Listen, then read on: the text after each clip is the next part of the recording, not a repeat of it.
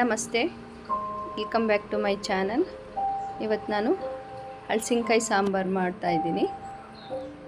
ಹಲಸಿನಕಾಯಿ cut ಮಾಡೋಕ್ಕೆ first coconut ಆಯಿಲ್ನ ಕೈಗೆ ಹಾಕ್ಕೊಳ್ತಾ ಇದ್ದೀನಿ.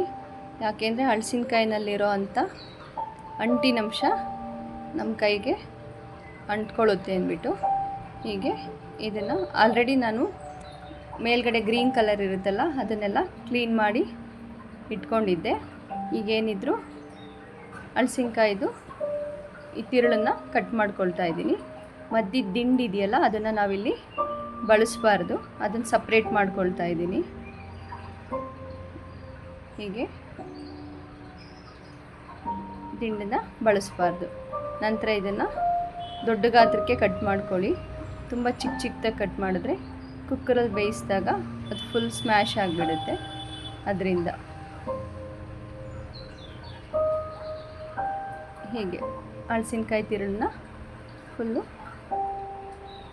ತೆಗೆದುಬಿಟ್ಟು ದಿಂಡನ್ನ ಸಪ್ರೇಟ್ ಮಾಡ್ಕೋಬೇಕು. ಇಲ್ಲಿ ನಾವು ಯಾವುದೇ ರೀತಿ ತರಕಾರಿನ ಹಲಸಿನಕಾಯಿ ಸಾಂಬಾರು ಜೊತೆ ಬಳಸ್ಬೋದು. ನಾನಿಲ್ಲಿ ಬೀನ್ಸು ಮತ್ತು ಆಲೂಗೆಡ್ಡೆನ ಬಳಸ್ತಾ ಇದ್ದೀನಿ. ನೀವು ನಿಮ್ಮ ಅನುಕೂಲಕ್ಕೆ ತಕ್ಕಂತೆ ನಿಮ್ಗೆ ಇಷ್ಟವಾದ ತರಕಾರಿನ ಬಳಸ್ಬೋದು. ಹೀಗೆ ಸಣ್ಣಗೆ ಕಟ್ ಮಾಡಿ ಹಲಸಿನಕಾಯಿನ ಜೊತೆ ಸೇರಿಸ್ಕೊಳ್ತಾ ಇದ್ದೀನಿ. ನಂತರ ಇಲ್ಲಿ ಯೂಶ್ವಲಿ ಸಾಂಬಾರಿಗೆ ಬಳಸಿದಷ್ಟು ಬೇಳೆ ಬಳಸಲ್ಲ. 2 ಸ್ಪೂನ್ ತೊಗರಿಬೇಳೆ, 1 ಸ್ಪೂನ್ ಹೆಸರುಬೇಳೆ, 1 ಸ್ಪೂನ್ ಮಸೂರ್ ದಾಲ್ನ ಬಳಸ್ತಾ ಇದ್ದೀನಿ ಅಷ್ಟೇ. ಇದನ್ನು ಫಸ್ಟು ನೀರಲ್ಲಿ ವಾಶ್ ಮಾಡಿ ಅದನ್ನು ಕುಕ್ಕರ್ಗೆ ಹಾಕ್ಕೊಳ್ತಾ ಇದ್ದೀನಿ. ನಂತರ ನಾನಿಲ್ಲಿ ಕಡಲೆಕಾಳು, ತರಣಿಕಾಳು ಮತ್ತು ಬಟಾಣಿನ ಹಿಂದಿನ ದಿನ ರಾತ್ರಿ ನೆನೆಸಿಟ್ಟಿದ್ದೆ. ಅದು 1 ಕಪ್ ಬಳಸ್ತಾ ಇದ್ದೀನಿ. ಕಾಳು ಬಳಸೋದ್ರಿಂದ ರುಚಿ ಜಾಸ್ತಿ ಆಗುತ್ತೆ, ಖಂಡಿತ ಬಳಸಿ. ನಂತರ ತರಕಾರಿ ಮತ್ತು ಹಲಸಿನಕಾಯಿಗೆ ಕುಕ್ಕರ್ಗೆ ಸೇರಿಸಿ ಅರಿಶಿನ ಮತ್ತು ಉಪ್ಪು ಮತ್ತು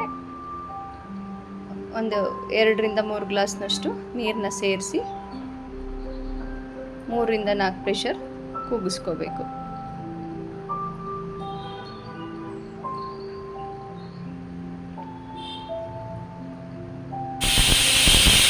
ನಂತರ ಹೀಗೆ ಒಂದು ಸಾಂಬಾರಿಗೆ ಮಸಾಲೆ ರೆಡಿ ಮಾಡ್ಕೋಬೇಕು. 1ರಿಂದ 1.5 ಸ್ಪೂನಷ್ಟು ಧನಿಯಾ ಬಳಸ್ತಾ ಇದ್ದೀನಿ. ಮತ್ತು 1/4 ಟೇಬಲ್ ಸ್ಪೂನಷ್ಟು ಜೀರಿಗೆ, 1/4 ಸ್ಪೂನಷ್ಟು ಮೆಣಸು ಮತ್ತು ಸ್ವಲ್ಪ ಗಸಗಸೆ ಒಂದು 1/4 ಸ್ಪೂನಷ್ಟು ಬಳಸ್ತಾ ಇದ್ದೀನಿ. ಇಷ್ಟನ್ನು ಚೆನ್ನಾಗಿ ಡ್ರೈ ರೋಸ್ಟ್ ಮಾಡ್ಕೋಬೇಕು. ನಾನಿಲ್ಲ ಆಯಿಲ್ ಏನು ಬಳಸ್ತಿಲ್ಲ. 1/4 ಸ್ಪೂನಷ್ಟು ಮೆಂತ್ಯ ಜಾಸ್ತಿ ಹಾಕಬಾರ್ದು. ಬ್ಯಾಡಗಿ ಮೆಣಸಿನ್ಕಾಯಿ ಬಳಸ್ತಾ ಇದ್ದೀನಿ ರುಚಿಗೆ ಮತ್ತು ಬಣ್ಣಕ್ಕೆ. ಇಷ್ಟನ್ನು ಡ್ರೈ ರೋಸ್ಟ್ ಮಾಡಿಬಿಟ್ಟು ಇದನ್ನು ಒಂದು ಜಾರ್ಗೆ ಹಾಕಿ ಉರಿಗಡಲೆ 1 ಸ್ಪೂನ್ ಉರಿಗಡಲೆ, ಅದನ್ನೇನು ಡ್ರೈ ರೋಸ್ಟ್ ಮಾಡೋದು ಬೇಡ, ಅಷ್ಟನ್ನು ಜಾರಿಗೆ ಹಾಕಿ ಇದನ್ನೆಲ್ಲ ಪುಡಿ ಮಾಡ್ಕೋಬೇಕು. ನೀರು ಹಾಕಬಾರ್ದು. ಮತ್ತು ಸ್ವಲ್ಪ ಇಂಗು ಹಾಗೆ ಡ್ರೈ ಆಗಿ ಈ ಹದಕ್ಕೆ ಗ್ರೈಂಡ್ ಮಾಡ್ಕೋಬೇಕು. ನಂತರ ಆ ಮಸಾಲಾಗೆ ಒಂದು ಒಗ್ಗರಣೆನ ರೆಡಿ ಮಾಡ್ಕೊಳ್ತಾ ಇದ್ದೀನಿ. ಅದಕ್ಕೆ ಆಯಿಲ್ಲು, ಸಾಸಿವೆ, ಒಂದು ಅರ್ಧ ಬೆಳ್ಳುಳ್ಳಿ ಬಿಡಿಸಿಟ್ಕೊಂಡಿದ್ದೆ ಅದನ್ನು, ಮತ್ತು ಆಲ್ರೆಡಿ ಒಂದು ದೊಡ್ಡ ಗಾತ್ರದ ಈರುಳ್ಳಿನ ಸಣ್ಣಗೆ ಹೆಚ್ಚಿಟ್ಕೊಂಡಿದ್ದೆ, ಅದನ್ನು ಇಲ್ಲಿ ಸೇರಿಸ್ತಾ ಇದ್ದೀನಿ. ನಂತರ ಉಪ್ಪು ಮತ್ತು ಸ್ವಲ್ಪ ಅರಿಶಿನ. ಈರುಳ್ಳಿ ಕಂದು ಬಣ್ಣಕ್ಕೆ ಬಂದ ಮೇಲೆ ನಂತರ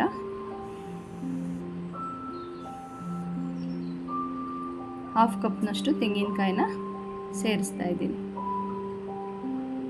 ಇಷ್ಟನ್ನು ಚೆನ್ನಾಗಿ ಒಗ್ಗರಣೆಯಲ್ಲಿ ಹುರ್ಕೋಬೇಕು. ನಂತರ ಇದನ್ನು ಡ್ರೈ ಆಗಿ ಗ್ರೈಂಡ್ ಮಾಡಿಟ್ಟಿದ್ವಲ್ಲ ಆ ಮಸಾಲೆ ಜೊತೆಗೆ ಇದನ್ನೆಲ್ಲ ಹಾಕಿ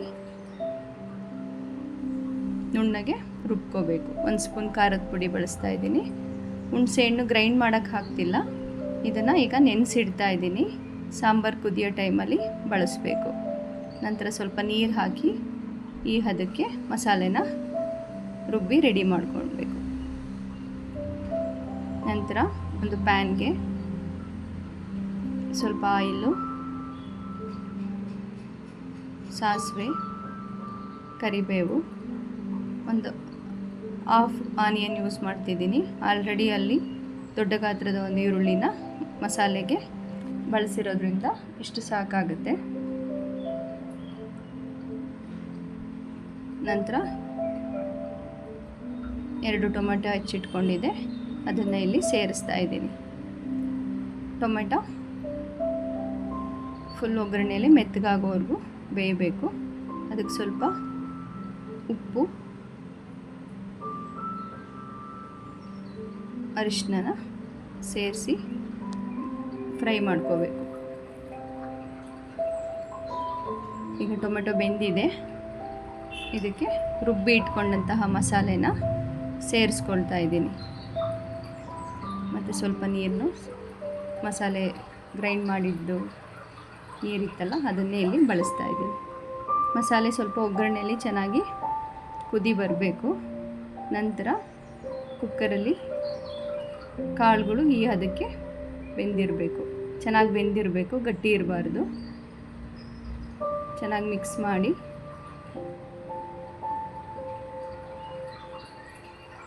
ಬೇಳೆ ಎಲ್ಲ ಕೆಳಗಡೆ ಇರುತ್ತೆ, ಸ್ವಲ್ಪ ಸ್ಮ್ಯಾಶ್ ಮಾಡಿ. ತರಕಾರಿನ ಸ್ಮ್ಯಾಶ್ ಮಾಡಬಾರ್ದು, ಸ್ವಲ್ಪ ಬೇಳೆ ಮಾತ್ರ. ನಂತರ ಈಗ ಮಸಾಲೆ ಕುದೀತಾ ಇದೆ. ಈ ಹಂತದಲ್ಲಿ ಬೇಯಿಸಿಟ್ಕೊಂಡಂತಹ ಹಲಸಿನಕಾಯಿ ಮತ್ತು ಕಾಳು ಬೇಳೆನ ಇದಕ್ಕೆ ಸೇರಿಸ್ಕೋಬೇಕೀಗ.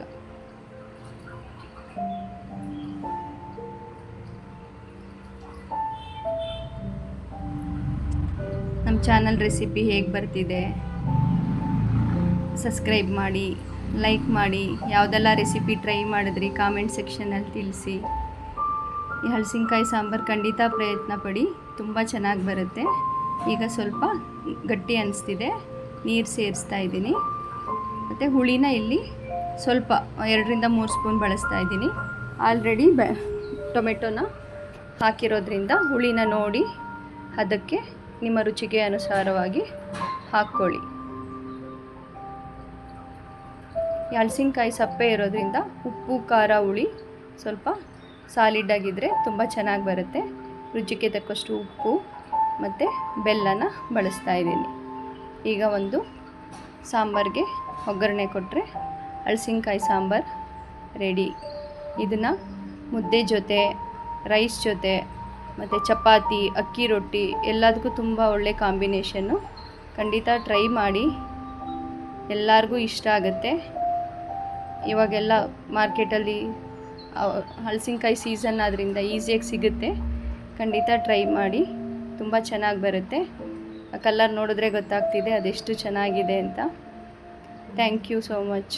ಚಾನಲ್ನ ಸಬ್ಸ್ಕ್ರೈಬ್ ಮಾಡಿ, ಲೈಕ್ ಮಾಡಿ, ಸಪೋರ್ಟ್ ಮಾಡಿ.